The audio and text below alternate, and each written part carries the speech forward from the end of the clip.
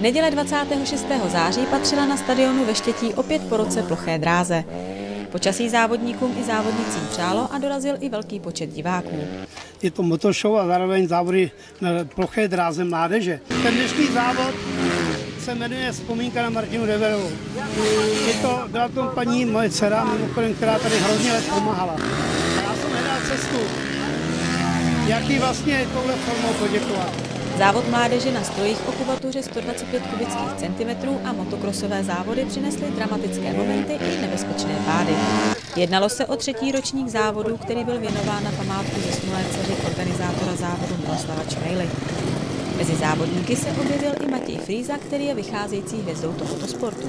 Jezdím kategorii do 125 kubických centimetrů a jezdím i normálně prostě mistrovství republiky a tak. Jaká je dráha? Tady je vlastně jakoby hlína rozježděná s takovou škvárou, bych řekla. Co ten povrch, je vlastně všude stejný, nebo se to různě mění? No, je docela tvrdá ta dráha a hodně práší, jak si můžete všimnout, a docela to jde, čekal jsem to horší.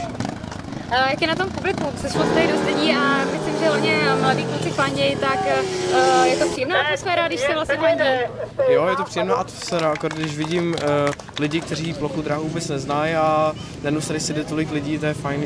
Jako hosté se závodu zúčastnili mistr České republiky Eduard Krčmář, mistr juniorů Jan Běh a vítěz zlaté přilby Václav Lík.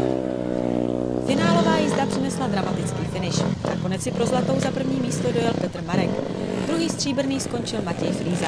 O vítězství rozhodovalo opravdu jen pár posledních metrů.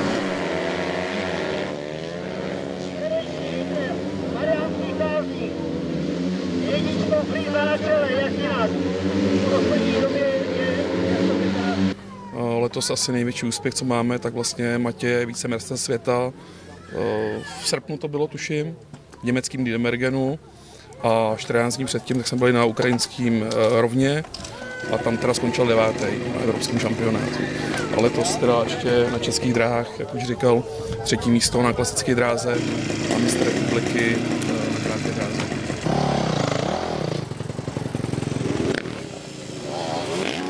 Chci poděkovat městu Štětí, ta nám pomohlo moc, samozřejmě městský úřad, technické služby, pan Novák taky s tou partou, ale chci taky poděkovat Texalu, to je tady v Radouní, který nám dali místo bariér, tedy bohužel bariéry nemáme, na ty nemáme peníze, tak máme slámu. Balíky s vámi, je to bezpečnostní, je to výborná věc a moc jim děkuju za to. Děkuju firmě Simont, to je bývalý jezdec pan Morávek, děkuju Mondy, vidíme tady komíny, ta firma nám pomáhá každý rok, tak tam strašně moc děkuju. A ještě Ergotrans, to má souvislost s Čezem, tady vedle v Počápech. Těm všem chci moc a moc poděkovat. Pan Lavko tak ještě automechanika bych úplně nezapomněl, protože ty všichni nám vlastně pomohli tím, že tady můžeme udělat. Je to veliká akce, co to nezdá. Je to spousta starostí, hodně peněz a hodně práce.